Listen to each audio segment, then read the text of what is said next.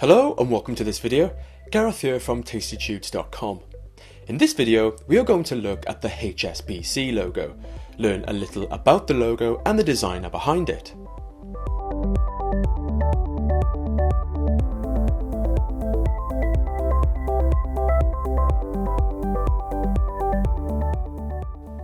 The HSBC logo was designed in 1983 by an Austrian graphic designer called Henry Steiner, born in 1934. Henry Steiner was born in Vienna, but left when he was 5 when the Nazis were taking over Austria. He moved to America and had most of his schooling in New York. Early in his career, Steiner worked as a freelancer for a New York magazine, and around the early 1960s he was given the opportunity to go and work in Hong Kong for 9 months to work on an Asian magazine. Steiner would stay in Hong Kong permanently, and it is where he lives today.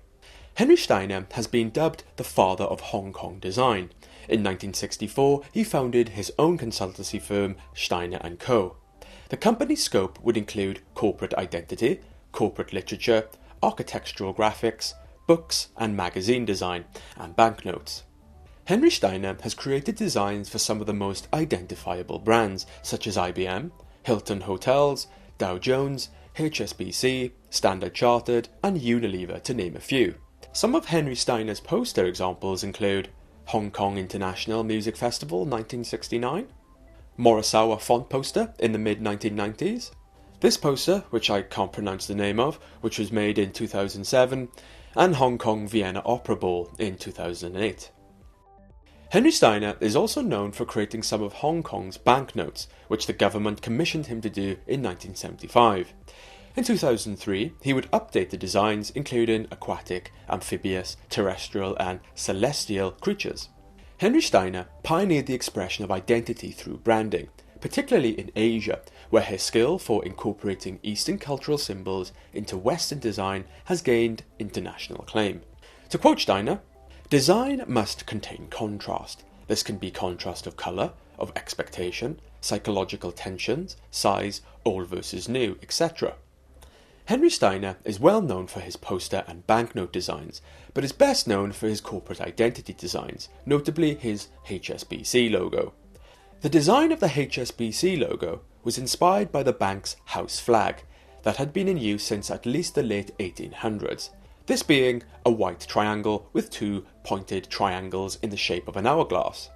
Now, would you believe me if I told you that the HSBC logo has its origin in the Scottish flag?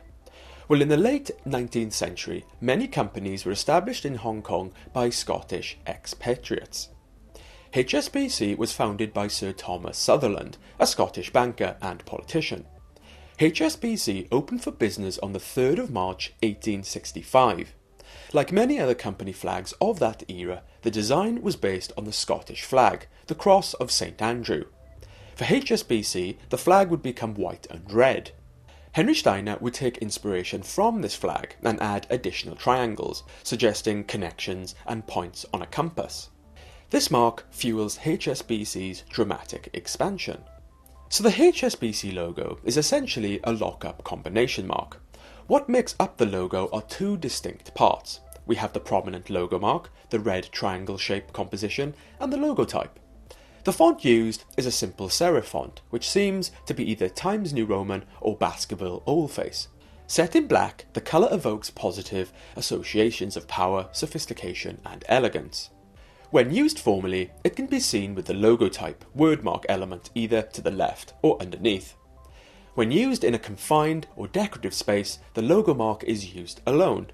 So what do I think about this logo?